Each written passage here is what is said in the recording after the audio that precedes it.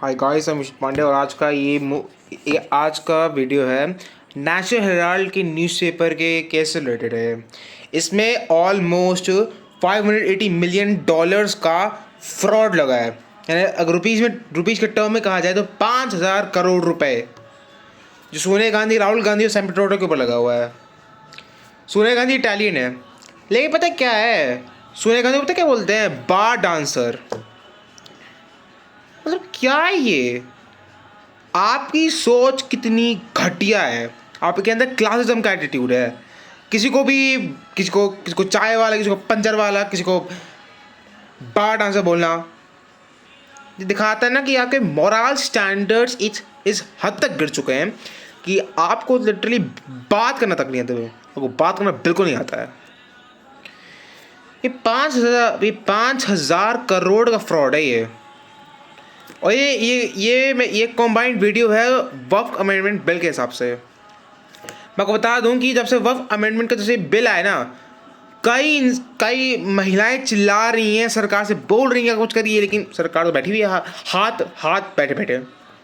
मुसलमान इतना ज़्यादा काट पीट किए जा रहे हैं। मैं सच्ची बताऊँ ना, ये मुसलमान पता है क्यों कर रहे हैं सब? उनको ये लगता है कि अगर वक्फ अमेंडमेंट बिल पास हुआ है तो हमारे धर्म पे ये अटैक है। लेकिन मैं यह पूछना चाहता हूँ कि ये तुम्हारा ये सब कहाँ गया था जब खुद तुम्हारी ही कंट्री में, तुम्हारे खुद की कंट्री में जब टेरर अटैक होता तो ये तब कहाँ गया? तब तो तुम बड़े भाईचारे बन रहे थे जब 26/11 का अटैक हुआ था। तो अब क्या हो गया तुम्हें कि तुम्हें इतनी ज़्यादा नफरत तुम्हें चढ़ गई है हिंदुओं के खिलाफ? मैं अगर सच कहूँ ना तो तुम्हें किसी से तुम्हें ना नफरत नहीं करनी चाहिए, चाहे हिंदू या मुसलमान। मैं अगर सच कहूँ ना, ये हिंदू मुसलमान का ये जो दायरा है ना नफरत का, ये सब नेता लोग कर रहे हैं, सब के सब। और मैं कहूँ ना सही से तो मोस्टली इन केसेस में क्या होता है कि नेता लोग से वोट के पीछे पड़े हैं। और क्या होता है ना कि ये सब एक ध्यान भटकाऊ चीज़ होती है। एक किसी पार्टी की इमेज को ना नीचे गिराने के लिए से किया जाता है। और नेशनल हेराल्ड जो है ये 8 सितंबर 1937 में बना था। ये न्यूज़पेपर का ऑर्गेनाइजेशन इन्हें 86 ईयर्स पुराना ही चल रहा है अभी तक ये प्रेजेंट में चल रहा है। और 15 अप्रैल को ये आया था खबर में, मतलब आज का तारीख है, आज 19, 4 दिन पहले ये कंप्लेन फाइल की गई थी, कंप्लेन। और ईडी ने सोनिया गांधी, राहुल गांधी और सैम पिट्रोडा को गिल्टी दोहराया है। और आप बात करें सैम पिट्रोडा की, भाई साहब इतना कॉन्ट्रोवर्शियल किसका इंसान है, इसकी भाषा में बताऊँ ना, ये किसने एंटी सिख राइट्स के ऊपर इतने भद्दे कमेंट पास किए। 2019 के पुलवामा अटैक में भी इसने बड़ी इनअप्रोप्रिएट रिमार्क्स दिए। सच को ना तो सरकार को ना देश की कोई परवाह नहीं है बिल्कुल भी। मैं सबको सच्ची बता रहा हूँ। अगर कोई इंसान को परवाह है इस कंट्री की, मैं सच्ची बोल रहा हूँ, जिसको सच में परवाह है अपनी कंट्री की, वही ऐसी देशभक्त।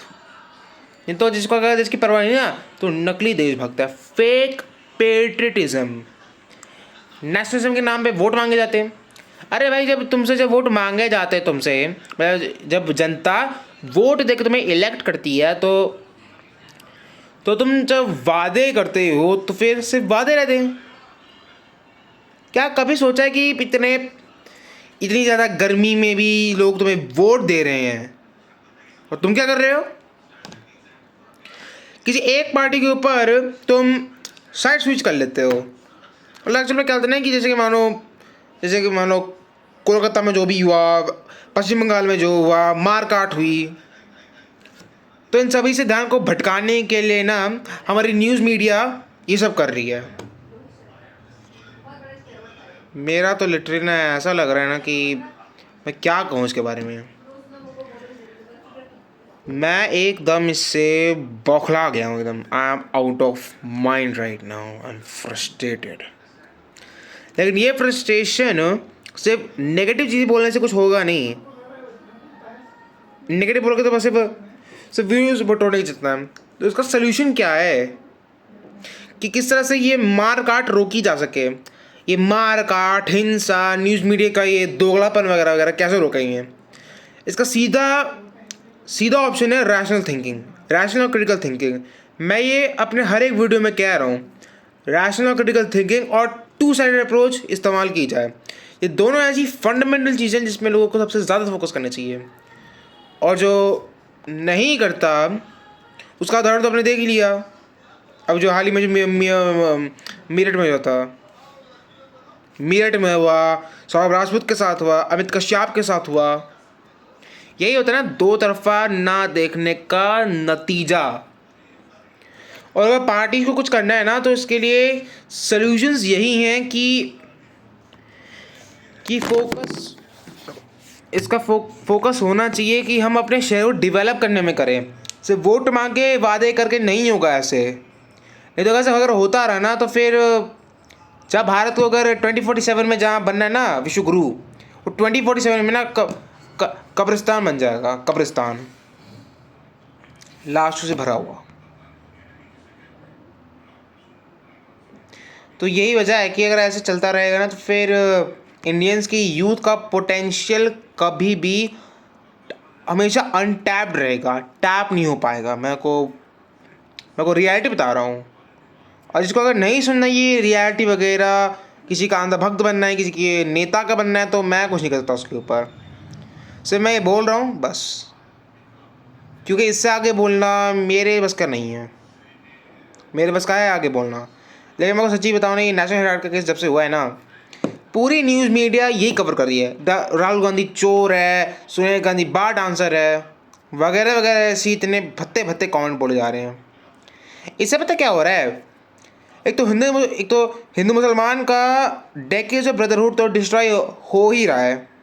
सच बोल रहा हूँ, हिंदू मुस्लिम का ये जो ब्रदरहुड है डेकेड्स का, ये बिगड़ रहा है और अपने एकदम चरम सीमा पे पहुँच रहा है। It is reaching to its peak. अगर ऐसे ही अगर हमारे न्यूज़ मीडिया चैनल पॉलिटिशियंस ये सब करेंगे तो जनता में क्या जगेगा? ये कि हमें देखे कि कोई परवाह नहीं है, चाहे देश मरे जिए, जो करना है करे, हमें फ़र्क नहीं पड़ता।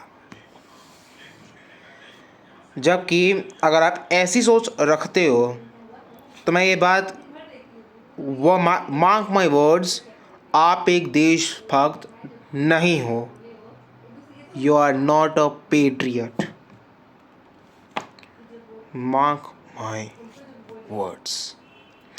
ये नेशनल हेराल्ड का केस जब से शुरू हुआ है ना, तब से लेकर आज तक तो यही चल रहा है कि राहुल गांधी को जेल में डाल दो, किसी के ऊपर झूठा चार्ज डाल के उसको गिल्टी साबित करने का। वन साइडेड क्या होता है ना, टू साइडेड लॉस कभी बनते ही नहीं है, सिर्फ वन साइडेड। औरतों के केस में मैंने बोला है, मर्दों के केस में भी यही होता है। सिर्फ एक तरफा जजमेंट सुना जाता है, एक तरफा जजमेंट, कभी टू साइडेड सुना नहीं जाता। यही हो रहा है हमारी कंट्री में। सॉल्यूशंस मैंने बता दिए कि हमारा फोकस डेवलपमेंट में हो, ना कि वोट बैंक पॉलिटिक्स में। और ये जो चल रहा है ना, ये मुर्शिदाबाद में जो पश्चिम बंगाल का एरिया है, वहाँ कितनी ज़्यादा मारकाट हो रही है। किसी में ना इतना भी किसी के अंदर हिम्मत नहीं है कि लॉन्ग टर्म सोल्यूशन में सोचे।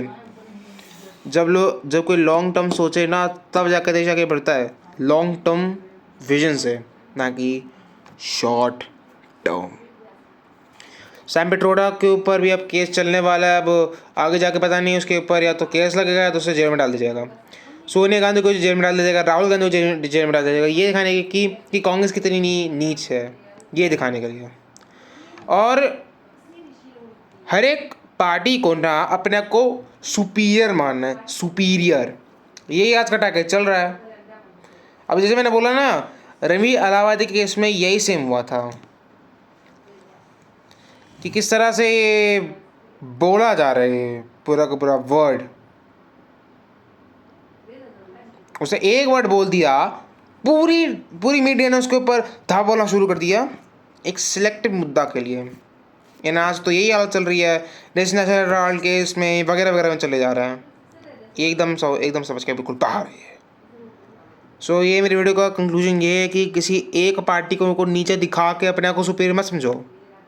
इससे क्या हो रहा है ना कि एक तो तुम्हारी खुद की रेपुटेशन तो खराब होगी होगी और साथ दूसरी पार्टी की होगी। हिंदू मुस्लिम का रिलेशन बिगड़ता जाएगा, उनका ब्रदरहुड डिस्ट्रॉय हो जाएगा। So that's for all the video, bye.